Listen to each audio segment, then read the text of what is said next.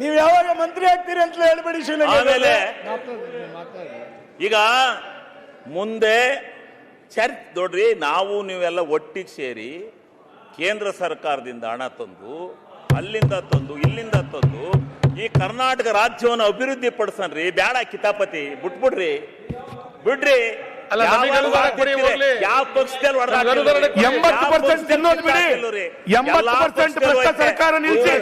ಅದ್ ಯಾಕೆ ಹಂಗ ಆಡ್ತೀರಿ? ಸುಮ್ನೆ ಎಲ್ಲಾ ಪಕ್ಷದಲ್ಲಿ ಇರಕೊಂಡಿರ್ರಿ. ಸ್ವಲ್ಪ ಏನು ಆಗಲ್ಲ, ಸ್ವಲ್ಪ ಇರಿ, ಸಮಾಧಾನವಾಗಿ ಇರೋದ್ ಕಲ್ತ್ಕೊಳ್ಳಿ. ಈಗ ಉದ್ಧಾರ ಮಾಡ್ಬೇಕು ಅನ್ನೋದು ನಿಮ್ಮ ಅಭಿಮಾನದಲ್ಲಿದ್ರೆ ಇವತ್ತು ಎಲ್ಲೆಲ್ಲಿಂದ, ಯಾವ ಮೂಲದಿಂದ, ಯಾವ್ಯಾವ ಭಾಗದಿಂದ, ಯಾವ್ಯಾವ ಕಡೆಯಿಂದ ನಮಗೆ ಅನ್ಯಾಯ ಆಗಿದೆ ಅನ್ನೋದನ್ನು ಹುಡುಕಿ ಹೋಗಿ ಎಲ್ಲರೂ ಒಗ್ಗಟ್ಟಾಗಿ ತಗೊಬಂದು ಕರ್ನಾಟಕವನ್ನ ಸಾರ್ವಭೌಮ ಕರ್ನಾಟಕ ಅಂತೇಳಿ ಕಟ್ಟಿ ಕರ್ನಾಟಕ ರಾಜ್ಯವನ್ನ ಈ ಭಾರತ ದೇಶದಲ್ಲೇ ಒಂದನೇದು ಮಾಡೋಕ್ಕೆ ನೀವೆಲ್ಲ ಪ್ರಯತ್ನ ಮಾಡಿ, ನಾವು ಪ್ರಯತ್ನ ಮಾಡ್ತೀವಿ. ದ್ವೇಷ ಬಿಡಿ.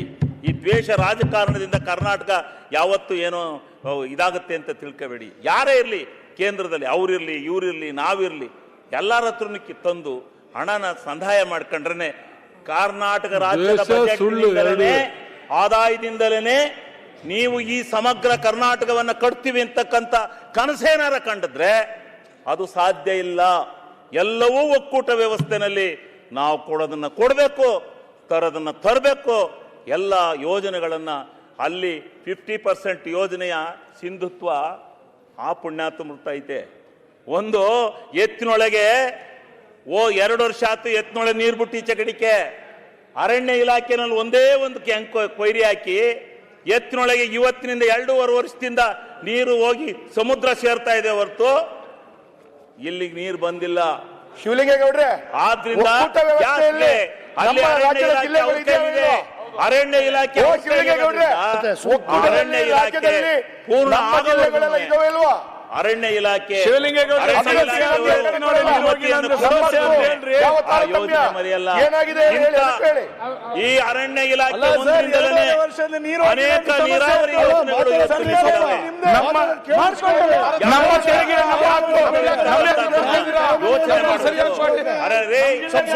ಮಂಜಣ್ಣ ಯಾಕೆ ನಿಂತಿದ್ದಪ್ಪ? ಅರಣ್ಯ ಇಲಾಖೆಯಿಂದ ನಿಂತಿದ್ದೆ ಇಲ್ವಪ್ಪ? ಹೇಳು ನೀನು ಆತ್ಮಸಾಕ್ಷಿಯಾಗಿ. ನೀನು ಅಲ್ಲೇ ಹುಟ್ಟದು. ಆತ್ಮಸಾಕ್ಷಿಯಾಗಿ ಹೇಳು.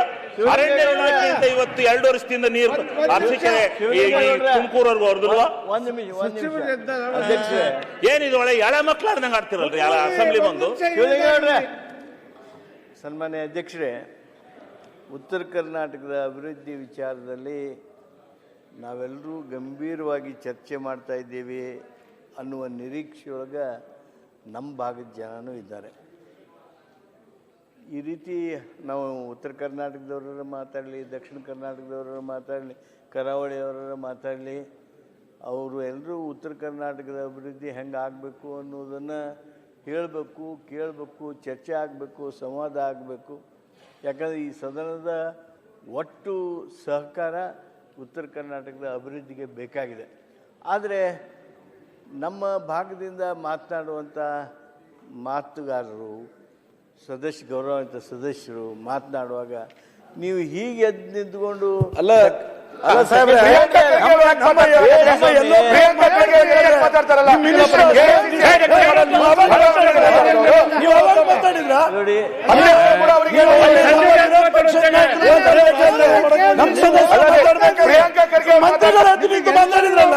ಅವಾಗ ಬುದ್ಧಿವಾದ ಹೇಳಲಿಕ್ಕೆ ಎಲ್ಲ ಹೋಗಿತ್ತು. ಅವಾಗ ಬುದ್ಧಿವಾದ ಹೇಳ್ಬೇಕಿಲ್ಲ, ಅವಾಗ ಬುದ್ಧಿವಾದ ಹೇಳ್ಬೇಕಿಲ್ಲ.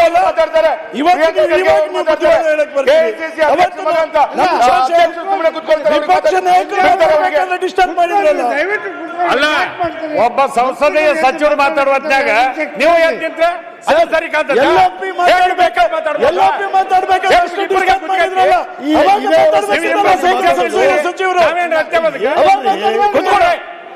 ಕೂತ್ಕೊಳ್ರಿ, ಸುಮ್ಮನೆ ಮಾತಾಡಕ್ ಬಿಡುದಿಲ್ಲ. ಈ ರೀತಿ ನೀವು ಅಡೆತಡೆ ಒಡ್ಡೋದಾದರೆ ಚರ್ಚೆ ತನ್ನ ಗಂಭೀರತೆಯನ್ನು ಕಳೆದುಕೊಳ್ತದೆ.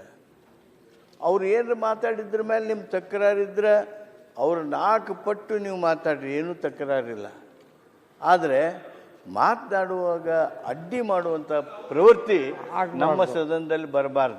ಅದಕ್ಕೆ ನಾನು ವಿಶೇಷವಾಗಿ ವೇದವ್ಯಾಸರಲ್ಲಿ ವಿನಂತಿ ಮಾಡ್ತೇನೆ, ತಾವು ಸ್ವಲ್ಪ ಸೌಮ್ಯವಾಗಿ ಸುಮ್ಮನೆ ಕೂತ್ರಿ. ಅಧ್ಯಕ್ಷೆ, ಸದನ ಅಧ್ಯಕ್ಷೆ, ನನ್ನ ಹೆಸರು ಅಲ್ಲ, ಹಿರಿಯರು ಸಚಿವರು ಹೆಸರು ಉಲ್ಲೇಖ ಮಾಡಿದ್ದಕ್ಕೆ ನಾನು ಒಂದು ವಿಷಯ ಹೇಳ್ತೀನಿ.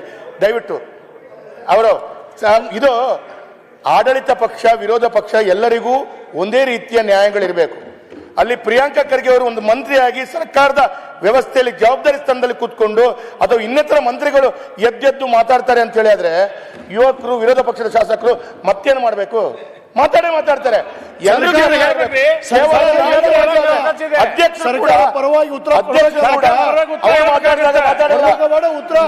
ಖರ್ಗೆ ಸಾಹೇಬರು ಮಂತ್ರಿಗಳು ಮಾತಾಡುವಾಗ ಅಧ್ಯಕ್ಷರು ಮಾತಾಡಲ್ಲ.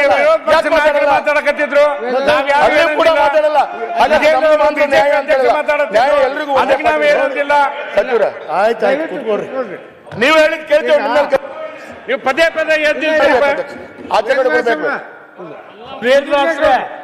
ಅವರು ಎದ್ ನಿಂತು ಅಧ್ಯಕ್ಷರ ಪರ್ಮಿಷನ್ ತಗೊಂಡ್ ಮಾತಾಡ್ತಾರೆ, ತಾವು ಕುಂತಲ್ಲೇ ಮಾತಾಡ್ತಾರೆ.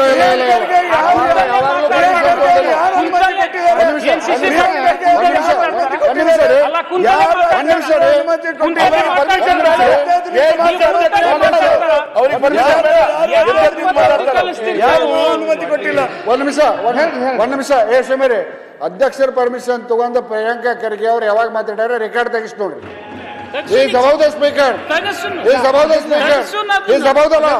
He's above this house. ಈ ಸದನ He's above the house. ನೋಡ್ರಿ, ಅವ್ರು ಹಂಗ್ ಮಾಡ್ತಾರತ್ತ ಅವ್ರಿಗೆ ಅದನ್ನೇ ಕಲಿಸ್ತೀವಿ. ಮಾಡಬಾರ್ದು.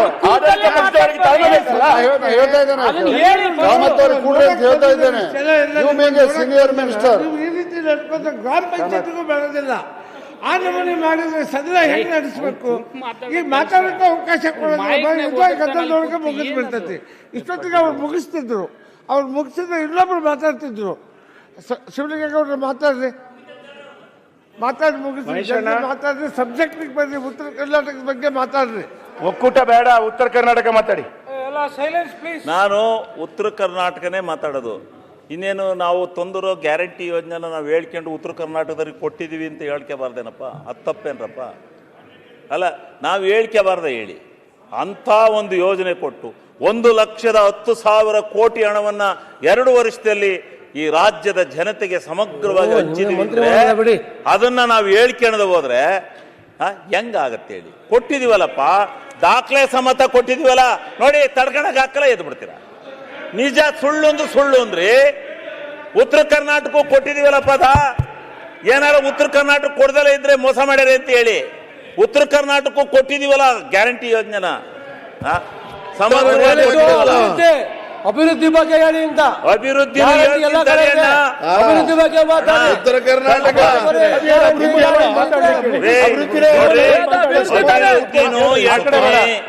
ಅಭಿವೃದ್ಧಿನೂ ಉತ್ತರ ಕರ್ನಾಟಕಕ್ಕೆ ಏನು ಅಭಿವೃದ್ಧಿ ಮಾಡಿದ್ವಿ, ನಮ್ಮ ಪ್ರಯತ್ನ ಏನು ಅಂತ ಹೇಳಿದ್ವಪ್ಪ.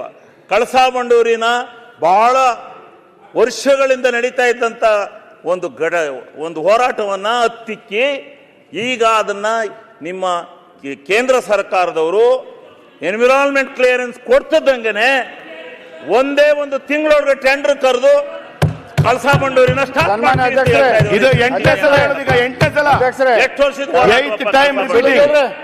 ಶಿವಲಿಂಗೌಡ್ರು ಒಂದ್ ನಿಮಿಷ ಹೇಳ್ರಿ. ಒಂದ್ ನಿಮಿಷ ಶಿವಲಿಂಗೌಡ್ರು, ಇದೇನ್ರಪ್ಪ ತೀರ್ಥಯಾತ್ರೆ? ನಾನು ಯಾರೋ ಒಬ್ಬನಿಗೆ ನನಗೆ ಯಾಕ್ರಿ ಇಷ್ಟೊಂದು ಟ್ರ್ಯಾಕಲ್ ಮಾಡ್ತೀರಿ? ಯಾರ್ಗಾರ ಮುಖ್ಯಮಂತ್ರಿಗಳಿಗೋ ಯಾರ್ಗಾರ ಮಾಡಿದ್ರೆ ಸರಿ ಹೋಗುತ್ತೆ, ನಮ್ಗೆ ಯಾಕ್ರಿ ಹಿಂಗ ಟ್ಯಾಕಲ್ ಮಾಡ್ತೀರಿ? ಸಿ ಪಾಟೀಲ್ ಒಂದ್ ನಿಮಿಷ, ಇದೇನ್ ಪಾಟೀಲ್ ರೇ ನೀವು ಹಿಂಗ? ಒಂದೇ ನಿಮಿಷ. ಕಳಸಾ ಬಂಡೂರಿ ಬಗ್ಗೆ ಸರ್ ಏನ್ ಹೇಳ್ತಾರೆ ಕೇಳಲ್ಲ.